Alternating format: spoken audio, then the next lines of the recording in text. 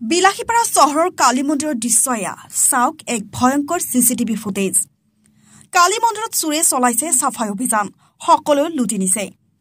এটা এটাকৈ গহনা খুলি নিছে কালীৰ প্ৰতিমাৰ পৰা। একেবাৰে নিৰ্বিঘ্নে চলাইছে চুৰিকাণ্ড। ভগৱানৰ প্ৰতি নাই যেন কোনো ভয়। আৰু এই দৃশ্যাংশ বিলাসীপাৰা চহৰৰ ঐতিহ্যমণ্ডিত কালীবাৰী মন্দিৰৰ। চহৰখনৰ মাজমজিয়াত অৱস্থিত কালী মন্দিৰত পুৱতি নিশা সংঘটিত হয় এই চুৰিকাণ্ডটো। তিনিজনীয়া চোৰৰ দলটোৱে মন্দিৰত চলাই সাফাই অভিযান। চোৰে লুটি নিয়ে প্ৰায় 6 ভৰি সোণৰ অলংকাৰ আৰু 14 ভৰি ৰূপৰ অলংকাৰ। চিচিটিভি কেমেৰাত আবদ্ধ চুৰিকাণ্ডৰ সমগ্ৰ ঘটনা। উক্ত ঘটনাক লৈ সমগ্ৰ বিলাসীপাৰা তীব্ৰ চাঞ্চল্য বিৰাজ কৰিছে। মন্দিৰত বিলাসীপাৰা আৰক্ষী উপস্থিত হৈ তদন্ত আৰম্ভ কৰিছে। News desk report, news Assam any. মই ইয়াৰ পৰা গ'লোঁ 10:30 মানত। তালা 9টা মাৰা থাকে, 9টা তালা। তাৰপিছত আপোনাৰ গ্ৰিলত তালা মাৰা থাকে।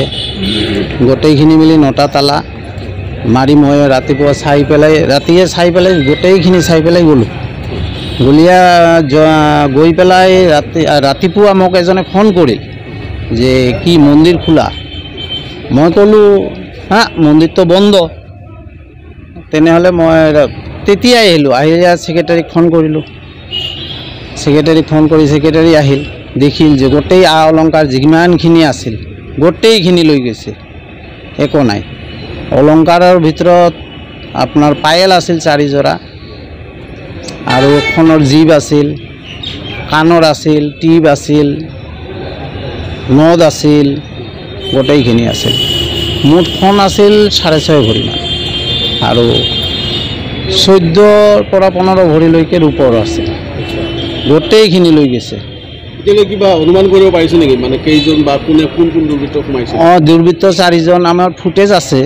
ফুটেজত 4জন আহিছিল আৰু কি পিছফালেদি সোমাইছে। পিছফালেদি সোমাৰ পিছত মাক প্ৰণাম কৰি তালাবিলাক ভাঙিছে। গোটেইখিনি ফুটেজ আছে।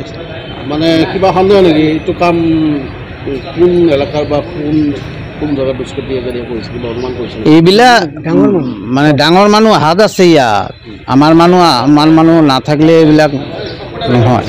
কিবা প্ৰশাসনক খবৰ দিছেনে? প্ৰশাসনক খবৰ দিছোঁ, অলৰেডি আহিছে, গাড়ী লৈ আহিছে। সিহঁতে কি কৰে এতিয়া কি বিচাৰিছে প্ৰশাসনে? এতিয়াও ডিচিশ্যন লোৱাই নাই। আপোনালোকে কি বিচাৰিছে যে চহৰখনৰ মাজমজিয়াত এনেদৰে যে চুৰি কাৰ্য সংঘটিত হ'ল, যিহেতু বিলাসীপাৰা পুৰণি মন্দিৰ, এই ক্ষেত্ৰত কি বিচাৰিছে প্ৰশাসনৰ? এতিয়া মই বিচাৰিছোঁ, এইবাৰ লৈ বিলাসীপাৰা কালী মন্দিৰত 3বাৰ চুৰি হ'ল। পুলিচে যদি ডিউটি দিয়ে, কিয় মন্দিৰত এনেকুৱা বাৰ হৈ থাকে? 8-9 মাহ আগত আমাৰ দান ভাণ্ডাৰ ভাঙিল, সেইবিলাক গোটেই ওলাই দিছে।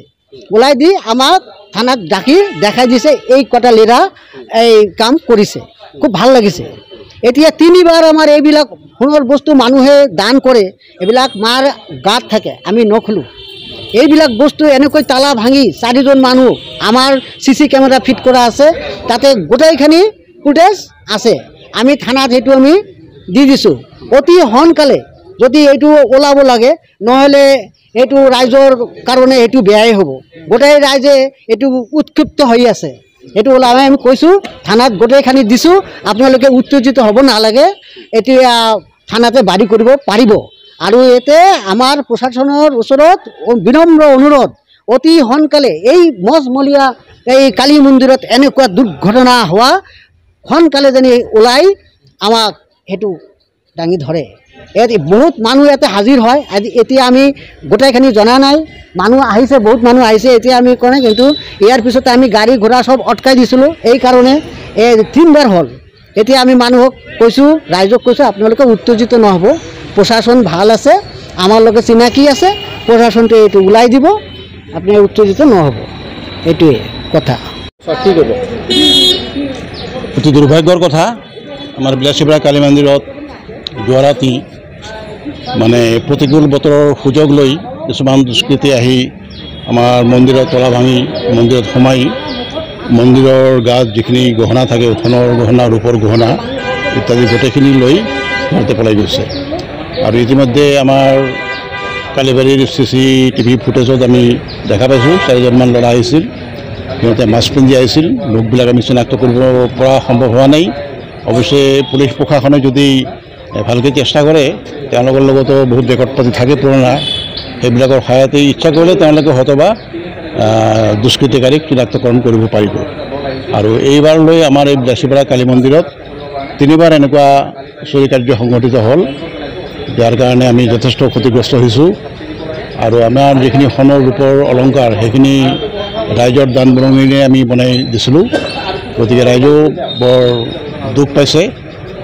গতিকে ভৱিষ্যতে যাতে এনেকুৱা নহয় আৰু তাৰ কাৰণে আমি আৰু কি তেনেকুৱা ব্যৱস্থা ল'ব লাগে আমি আমাৰ কাৰ্যকৰী সভাত মানে আলোচনা কৰি সিদ্ধান্ত ল'ব লাগিব। বিশেষকৈ মানে নৈশ প্ৰহৰী এজনৰ আমাৰ খুব দৰকাৰ হৈছে। নৈশ প্ৰহৰী হয়তো ৰাখিলে কিছু পৰিমাণে হয়তো আমি চেফ পাম।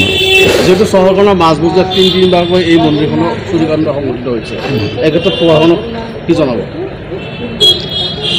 প্ৰশাসনক আমি জনাইছোঁ যে তেওঁলোকে পেট্ৰলিংটো ভালকৈ দিব লাগে, কিন্তু কালি যিটো বতৰ গৈছে তেওঁলোকে পেট্ৰলিং মতে দিয়া নাই। এনেতো পেট্ৰলিং পুলিচৰ হৈ থাকে, আৰু ইমান মানে চহৰৰ মাজমজিয়াতে এইবিলাক দুষ্কৃতিকাৰী যে ইমান দুঃসাহস, এইটো চিন্তা কৰিলে মোৰ বেয়া লাগে। গতিকে এইবিলাক যাতে আমাৰ মন্দিৰত হৈছে আৰু বহুত মন্দিৰ আছে, ইয়াৰ আগত হনুমান মন্দিৰতো হৈছিল, এনেকুৱা দুষ্কৃতিকাৰী যাতে আৰু এনেকুৱা মন্দিৰবিলাকত তেনেকুৱা দুষ্কাৰ্য কৰিব নোৱাৰে, তাৰ কাৰণে আমি সহজে সকলোৱে একগোট হ'ব লাগিব। লগতে পুলিচ প্ৰশাসনকো আমি যোগাযোগ কৰিব লাগিব, তেওঁলোকৰ সহায় আমাক লাগিব, আমাৰো সহায় তেওঁলোকো লাগিব। তেনেকুৱা কৰিলে হয়তোবা আমাৰ ইয়াত এইবিলাক দুষ্কৃতিপূৰ্ণ কামবিলাক বন্ধ হ'ব।